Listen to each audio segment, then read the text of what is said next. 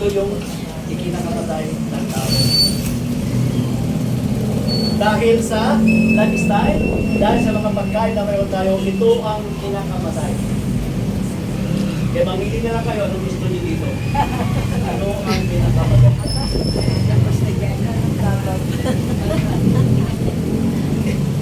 Kasi, gusto pinakasigat yung taas.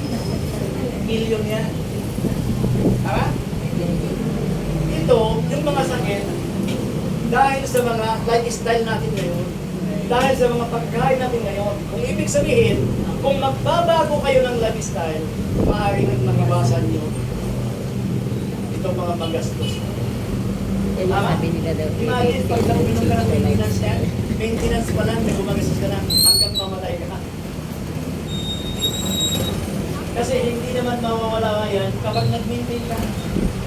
Sana, uminom ka ng magpampalusog, baka maging malusog ka, wala kang mga ganong sakit.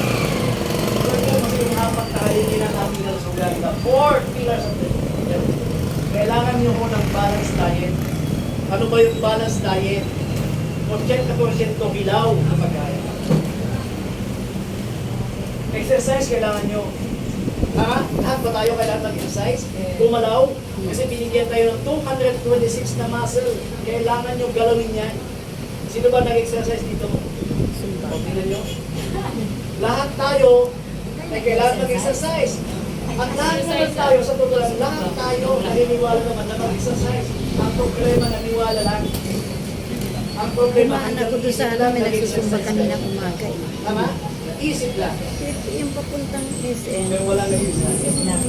Wala nang sumasakat. ano doon na walang May tao. nakita ko dyan kanina na pinipilit maglakan. Parang mga 10 sila. Pinipilit talaga. Kasi bakit ito eh? Pinamalakan ako ng doktor ko eh. Kasi dati hindi ako naglalakad. O, di ba? Nung malakas siya na pwede maglakad, ayaw maglakad. Ngayon hindi na makalakad sa pinipilit. Gusto niya.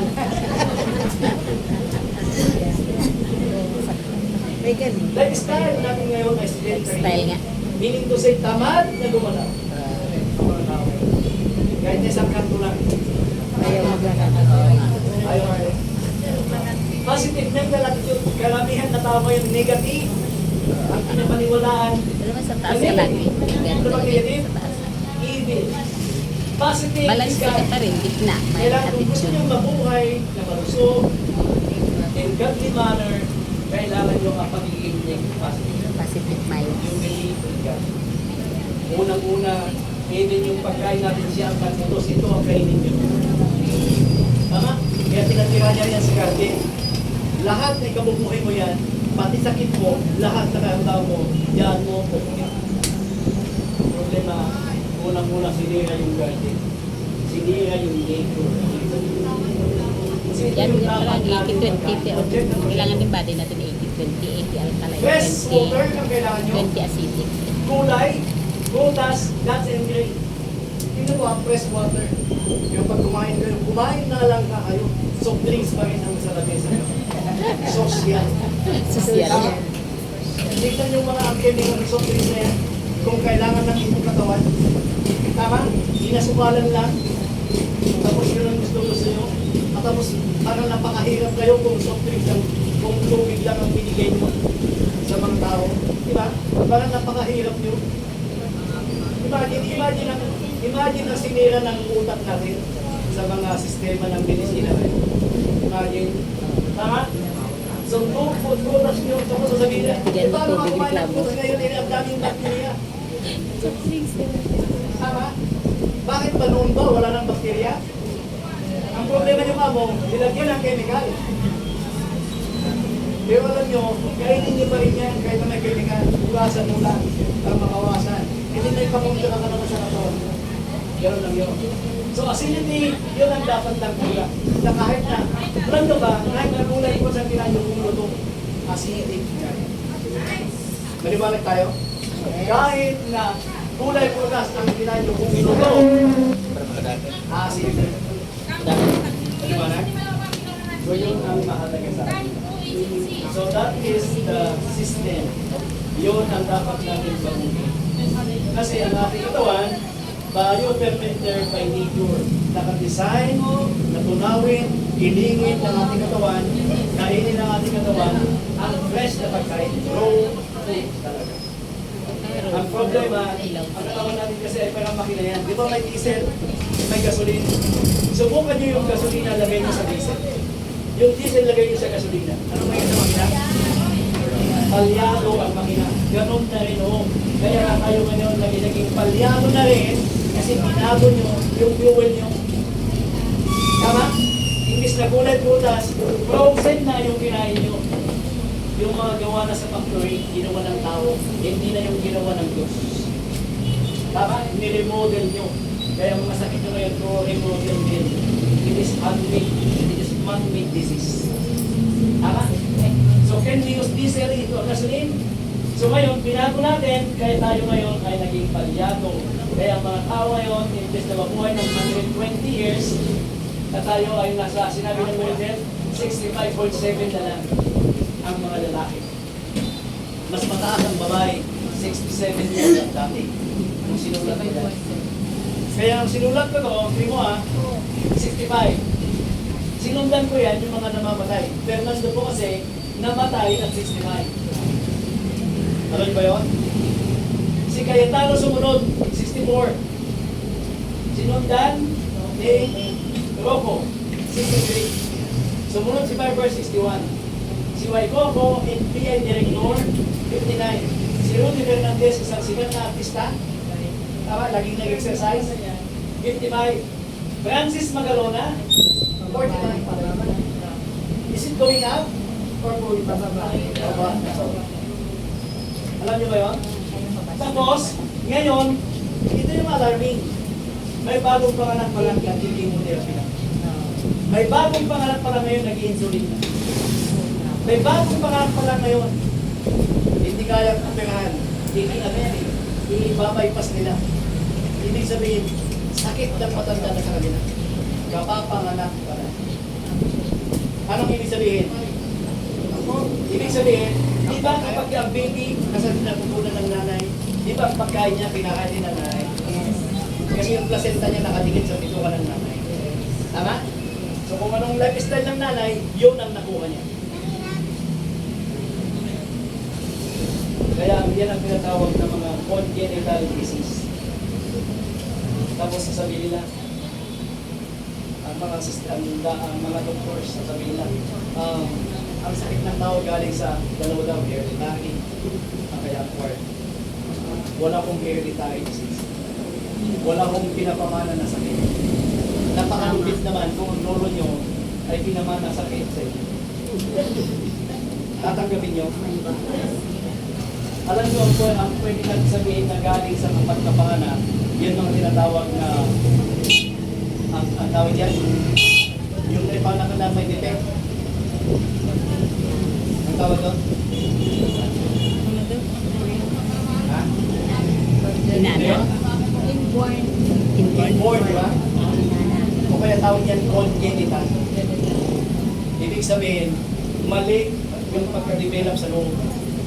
Because the system is not strong. Hindi na po. Ganun lang yan. So, maliwanag tayo. So, kailangan natin baguhin ang ating pagkain. We have to change. Ibalik natin yung pagkain natin na may alkaline. So, ito yung 100% alkaline. Ang kinakain nyo ngayon ay 100% acidity. Alam nyo, ang pagkain nyo ng overcook, mga lutong pagkain, kaya pinapay, lahat yan, basta niluto nyo ang pagkain, yun po ay acid. So kainin nyo naman yan, pero nakalagay kasi sa sistema natin, kailangan 20% lang siya. Kailangan 80% yung ilaw para mabalanse. Ang pinag-usapan natin kasi dito, balance ito. Iba balance. Kasi kailangan sa ating buhay, we need a balance. Okay? So, una-una, ang spirulina, solve that problem kasi 100% alkaline yan. Kaya kung ang lifestyle natin ngayon ay 100% acidity, 100% naman siya alkaline. Pangalawa, meron din siyang colostrum. Tama? So yung colostrum na yan ay nagpapalakas ng immune system ng ating katawan. Kahit na hindi kayo mapapanganak, at least na spirulina ka, mayroon siyang colostrum. Cholesterol. Kaya yung mga anak nyo natin na hindi nyo napagatas, pwede yung Sila naman isa Kinsi. para magkaroon sila ng malakas. Pwede ko yun yung sutas magkano. At makikita nyo po yan, Yan na inumin kapag mix kayo eh. uminom yan, Ay, tablet 15. Ah, Tablet. hindi capsule yan. Oo nga. 15 pesos. yun ang bibig kayo. Ito yung spirulina. Pero pag hindi kasi gano'n sa 12 lang yan. Na kung saan, Pagbenta ko doon pagka tingin, 15. yan ang mga taglay. Pagdating sa dose na taglema, vitamin A, vitamin B, vitamin E. Ang vitamin E niya sa dose, itong basong, ang natubas nila, itong basong gatas, 20 manok. Wow. Yung dose na to, na vitamin B complex, 14 balls of rice ang kakain. Wow. Yeah, yun ang mga conversion kasi. May orange na dosing tablet. May tablet din kasi yan. Sa May vitamin tablet, may capsule A, din. yan ang katumbas ng 200 mg na mansanas, 14 balls of Mansanas. So, ibig sabihin, that is the equivalent ng 12 aspirin. Kung 12 na kainin mo, yan ang makukuha. Pati kung 6 lang. Kaya pala ano ganyan. Marami naman Ano namin. sasabihin nyo, mahal? Kaya tatlo lang. Subukan lang bumili ng mansanas ngayon, 200 na per mansanas. Tapos sasabihin lang, mahal to. Tama? Eh, bumili ka lang ng mansanas, 212, 25 na mansanas. Ang katumbas yung 12 lang. Di ba? Hindi, alam Kaya nito. tatlo lang ang natabita si Domin. So pagkain mo lang mo Wala na, di isa. Isang beses mo lang. Kahit isa lang. Diba, isang beses mo lang naman iinom sa isang araw. Oo. Milligrams. Kailangan mo lang naman 1,000 milligrams a day. Kung wala kang problema, wala sakit. Eh kung may sakit ka, o anemic ka, pwede mong lumpihin. Tama? Para mabilis. Mabilis. Pero pag maintenance lang, kailangan mo isa-isa lang i-bili. Isa-isa lang. Bakit isa? Diba, bakit pa sa'yo, halimbawa, 12. Kung 6, 4 na baso ng gatas. Eh kung 3 na tableta, di ba, 2 baso ng gatas. Eh kung isa lang, di meron kang isang baso, 2 baso ng gatas. Oo. Isa lang. May gatas ka na rin. Di okay na. Di ba?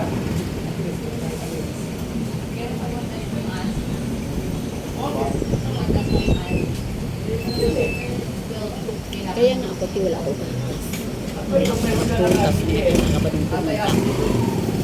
Kung meron kang Hindi na ako pang kung meron kang anduli, alkaline.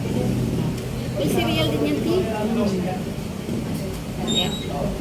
Dalawa na lang, pwede na. Eh, pero pag wala, ay magiging regalo, pwede na lahat yan. 12. Yes. O, di ba? So, immediately naman, yung acid mo, pag maluma. Kasi bibili ka ng alkaseptic. Binibigyan ka nila. O kaya binibigyan nila yun. Basta sinabi ng anti-acid. Ang problema sa mga anti-acid, para may tindihan nyo, yung mga kalsitak, yung mga ganyan, ang taglay nun ay aluminum. At alam mo yung aluminum, yan ang nagpapahina ng ating utak. Kaya yung mga, pag sobrang kayo sa aluminum na yan, yun ang may sakit na Alzheimer. O kaya, Parkinson disease. Iwanagin ko lang na ang Parkinson at sa Alzheimer, hindi yan sakit. Pangalan ng tao yan na nakadiscover na yung mga uminom ng mga ganyan, ng mga taas ng aluminum, humihina yung kanilang utak. Kapag mataas ang aluminum, humihina ang inyong utak. At kapag humihina yung utak nyo, yun yung nanginginig, yung hindi ka na makaisip. Yan ang tinatawag ng Parkinson disease. Kasi, ang aluminum, hindi lang pinapahina yung utak nyo, pinapaliit. Nag-deteriorate ng utak. Kaya ang tawag ng mga doktor dyan, ano ang Parkinson? The advanced brain deterioration. Advanced degeneration. Mabilis na pagtanda ng utak.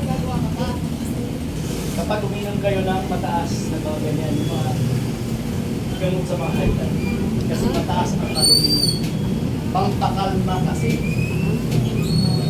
Pati yung mga ina-inject kasi yan, mga mataas ang aluminum yun. Para mapapatay mo yung tao. Pakalmahin mo yung ganun nga.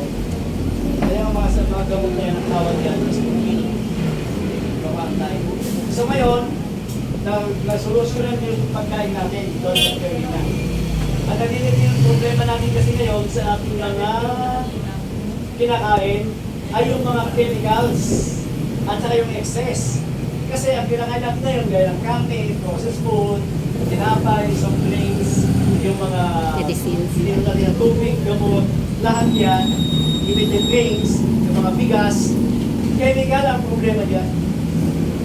Kasi bakit? Ang kinakain yung kami ngayon, manok, baboy, yan lang naman kinakain yung manok, baboy. Anong kinabuhay nila? Alam niyo ba yung kinakain yung baboy na yun? 1 month na lang, 2 months na lang. Yun ang malambot na kakain. Pero pinakain na yun na laso. Kaya lumaki mabilis. Ang manok dati, 45 days. Kaya nga lang yung mga manok, 45 days. Hindi ngayon, 60 days na lang. 60 days. Kaya napansin nyo yung mga manok ngayon kapag kinakatay, kung saka sa katayin sa palengke, ang uli ng manok ay sisig. Di ba? Di ba ang uli ng manok pag kinakatay mo, yung iba naman yung manok talaga eh. Pero yung kinakatay pa lang sisig. Kasi 16 days lang. Kami kasi nagpapahuli namin ng mga lady. Alam niyo yung 16 days? Sisig pa lang yun. Wala pang balahin mo yun. Pero kinakain nyo dyan sa dyan, chicken joy. Kaya nagtataka ako para tinawag na joy. Nag-enjoy ba sila?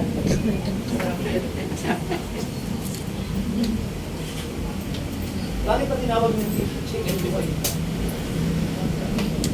So ngayon, most people doesn't know that cancer is also due to the excess of enzymes.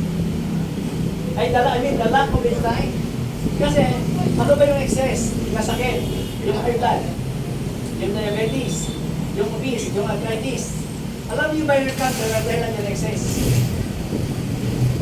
Ano yung sobra? Sobra yung cancer cell. Dahil sa kawalan ng enzyme. Wala na. Kasi yung mga kinakain nyo, hindi nasusulog into energy. At nagiging cancer cell kasi. Yun. Ganito yan. Enzymes and hormone are essential in the metabolic process in order to burn and metabolize nutrients into energy. So ngayon, yung metabolism kasi, para mag-metabolize into energy ang kinakain nyo, yung carbohydrates, di ba naging protein yan? Di ba protein? Yung protein, ay yung carbohydrates naging glucose. Di ba yung protein naging amino acid? Yung fats, fatty acid? And vitamins. Tama?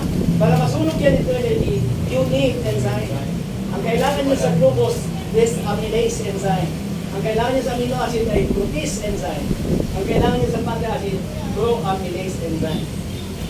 Ang problema, ang enzyme is only from kinakain nyo na hilaw. So, may kinain ka pa kayo hilaw, wala na kayo enzyme. Kaya nga, yung mga metabolized nutrients sana, ganito ito ba yan? Gumawa ko ng graph. Kapag may enzyme, magiging energy. Kapag walang enzyme, makukonvert yan ng katawan mo into cells. Pero yung cell na yan ay hindi abnormal cell, ay hindi yan energy, nagiging cancer cell. At yung cancer cell na yan ang tinatawag na cancer, ano tawag ito? Sa bawat tao kasi, meron tayong cancer cell. Pero hindi tayo healthy cells. Ngayon, ang cancer cell natin na normal dapat 15 billion lamang. Kapag kumakain kayo ng mga pagkain na walang enzyme, hindi yan nasusulog into energy, nagiging cancer cell. At kapag umabot ka ng 25 billion na cancer cell, meron ka ng palatandaan ng cancer. Symptoms na siya. So ano yung symptoms? Yan ay pagkaroon ng cysts and tumors. So yung cysts and tumor, the symptoms na may 25 billion ka na. So tanggalin mo man to sa operasyon, may 25 billion ka pa rin. Kaya ang sinasabi nila, tanggalin mo man to, yung dahilan, nandiyan pa rin. Tutubulit, maghahanap ngayon ng pupuntahan. Kasi, kaya nga, ang doktor, kapag inagagal ka, hindi yan yung buko ng tatanggalin, pati yung tinubuan ng tatanggalin yung breast, hindi lang yung breast ang tatanggalin pati ugat. Kasi doon na nagsimula ng tubo, tinanggal na yung buwan. Kaya lumipat sa kanila. Ang tawag dyan is stage 2 na. Kapag tinanggal mo to, at nakita mo sa bituka, ang tawag dyan is stage 3. Kapag nasa ibang sistema, is stage 4. Kapag nasa tubo mo na, terminal case ka na. Nalimutan ko pala yung At tubig. marami tayong ginanon na pinainom ng idea, terminal Natutulog ko case. kanina umaga na pala. Nung uminom sila, so nabigyan ng katawan nila ng enzyme, ay nagsunog ito, nasunog yan, nag-burn. Kapag kumain ka sila ng pagkain na may enzyme, masusunod Kasi to, sira yun. magiging energy. Ang tawag kasi dito ngayon, abnormal cell, ibig sabihin, unburned nutrients, hindi natunaw. Kapag mayroon kang bilbil, stored energy yan. Pero bang stock na energy? Stored energy. May stock pa pala. Naunang-una nilagay niya sa liver. May stock pala. Tama? Kaya kapag pinagkaroon ka ng fatty liver, sobra na yung hindi na nakakayanan ng liver mo na itago.